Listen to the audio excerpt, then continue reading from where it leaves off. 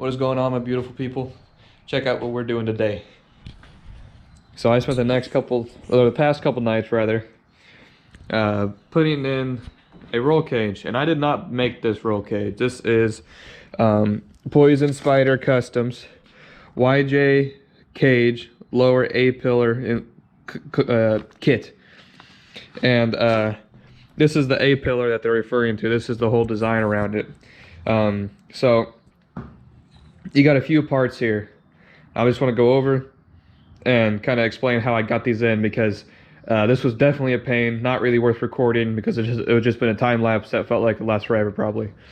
So once I got the windshield in, I got the this is stock roll cage, crossbar, I don't know what you call it.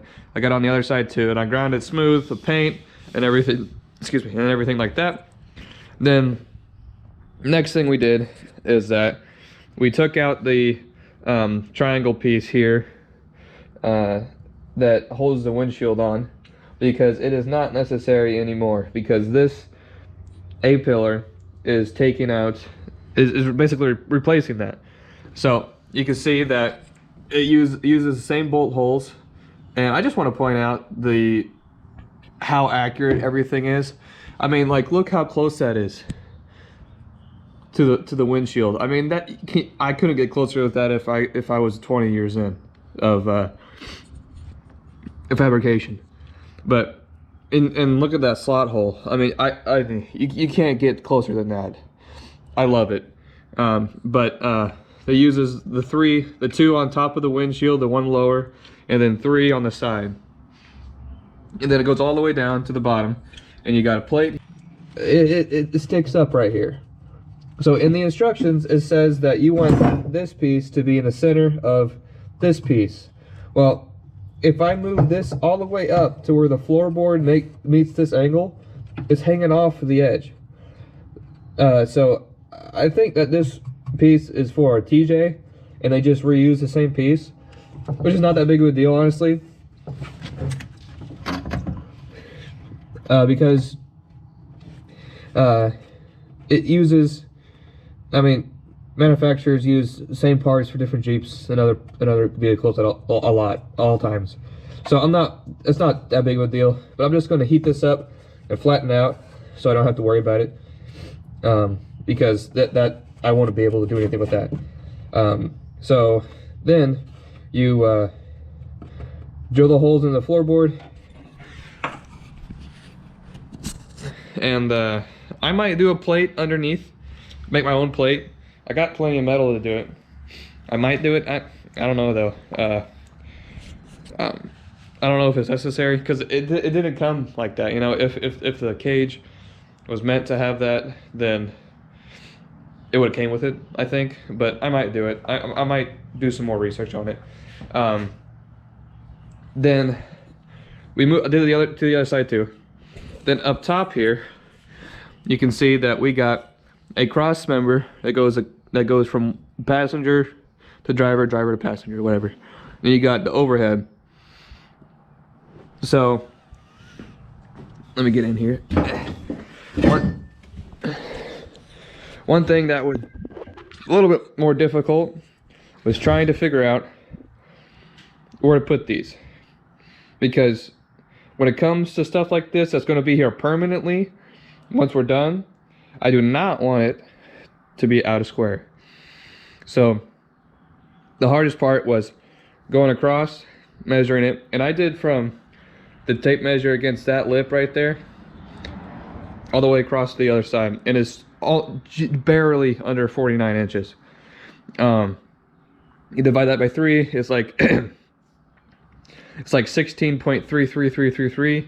You convert that to inches, it's roughly, I think, 16 3/8, I believe. Now I don't know how accurate that is, and that's just a starting point. And then after I got that, I marked it, and then I put these on, and I measured from here to here, then here to here, and that to there. So this side, from this measurement to that one, and this one to this one is the same, but it's not the same as this. I don't know if it's because I was off or whatever, but it'll be fine. I'm not worried about it because it's technically even. Same on this side.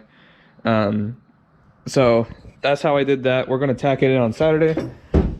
So the next thing is that you got a cross member that goes across the dash this way, and how that attaches is that you got this upright that goes on right there. So that we're gonna have to do a little grinding. I think we decided it's gonna go grind that down to lower this because these angles are perfection. I mean, like, look at that. Look how good that is. We're not gonna fuck with that. But yeah, so we're gonna do it that way so that lines up, and it goes on the other side too, obviously. And then the cross member goes that way. Then we got a couple odds and ends here, and to further strengthen this part, we almost got like this cap here. And it goes in like so, and it looks great. I'm so excited. And then we got a little gusset that goes right here. We're going to weld in all the gaps like that one right there. Can you see that? Like that one there. We're going to weld that in solid once everything's in. And when we weld this piece, it's only going to be in inch increments. We're going to divide it, do the math so it looks good and consistent and all that. So that's a little rundown. Honestly though, if you guys do this, it's really self-explanatory. The instructions are very well written out. There's only a few things that I didn't understand at first. I just reread them and it made a lot more sense. Like the little gusset, I wasn't quite sure where it went, but once you actually get it in the Jeep, where it's supposed to go, it makes complete sense. So, other than that, that's kind of the rundown, and I'll have updates on Saturday when we're welding this. So, yeah. All right, guys. It has been a while. So, let me kind of tell you what's going on with the Jeep. So you can see some things has changed for the good, hopefully. So this is the roll cage after we welded it. We are not finished yet. I already went over everything on how it works. All we gotta do is do the cross members across. I did paint everything.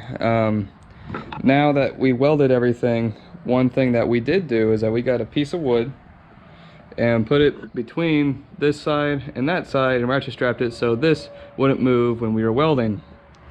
Well, we didn't do that to the lower A-pillars. So I've been battling this thing for a while, and I finally got all the bottom bolts in and tight with a various amount of wedging between wood and A-pillar, messing up my paint job that I've been working on the past like 4 days on. It's gonna look mint. Now we got to do this side, but you can kind of see that it doesn't quite line up, and let me tell you, I getting it in last night and kind of taking a break from it really started to irritate me. So that's what we've been doing, welding that and everything. So definitely tired. It's hot. It's July now, and this project's supposed to be done by now, but shit happens, I guess, huh? Well, I'm gonna go ahead and finish putting this all together as much as I can, and then I guess we'll figure out what's next. Alright, so now I did forget something. We got to drill holes here to bolt through, go get some bolts to the correct size, and once this side is all done, then we get to move that side over to bolt all that up, drill those holes, put those holes or bolts through. Then we get to work on the cross members, getting those straightened up, tacked in and welded up, then painted. Then we get to put everything in the inside back together, and the top back on, and it's gonna look good. Cannot wait. It's gonna be great, man. Oh, it looks so good on the camera. Oh yeah. All right, I gotta stop daydreaming and I gotta get some stuff done. All right, so I got all the bolts on both sides, drilled out the bottom and got those in. And now I got the cross members going across in place. They're pretty loose still, and everything's tightened down, so that means that when we weld it and And if it flexes at all, it's not going to affect a whole lot, hopefully, but at that point it's not going to matter because then it is permanently in. So that is kind of my experience of the install of the roll cage.